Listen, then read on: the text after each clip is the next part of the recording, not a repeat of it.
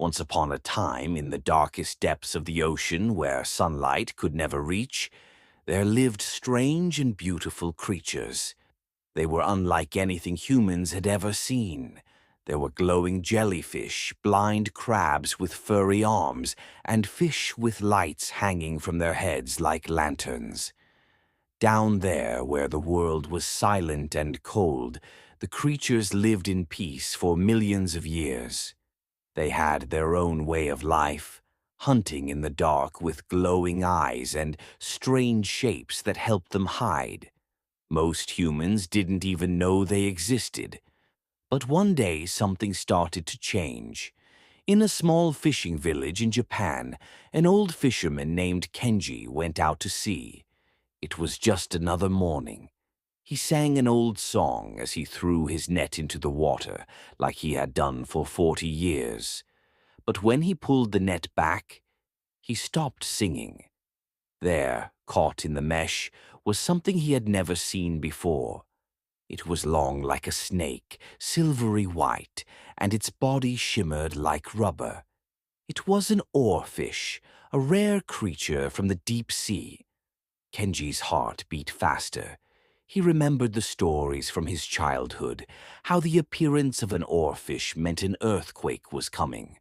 He gently released the fish back into the sea, whispering a prayer for safety.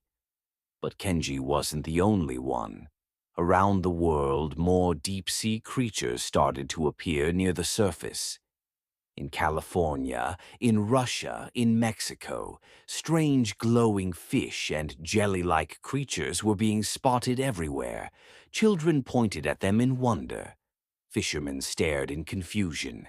Scientists rushed to take notes and pictures. "Why are they coming up?" the people asked.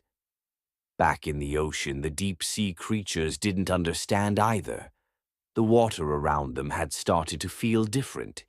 It was warmer. The oxygen they needed was getting harder to find. Their homes were no longer safe. The ocean, which had protected them for centuries, was changing. High above them, humans were burning fuels, cutting forests, and heating the planet. They didn't realize that the heat didn't just stay in the air. It was sinking into the ocean. Every day, the creatures of the deep began to swim upwards, not for food, not for curiosity, but for survival. They passed through the twilight zone, where strange squids with glowing eyes lived, and the midnight zone, where terrifying anglerfish hunted with lights on their heads. Some went even higher, past the sunlight zone, where dolphins swam and sunlight danced. They reached the surface, and for the first time humans could see them. But instead of fear, there was wonder. And for a moment people paused to think. "If they are rising," one child said, "does it mean their home is no longer safe?" And that was the truth. These creatures weren't here to scare us. They were the quiet messengers of the sea. They were showing us that something was wrong. Moral of the story: the ocean has always protected us.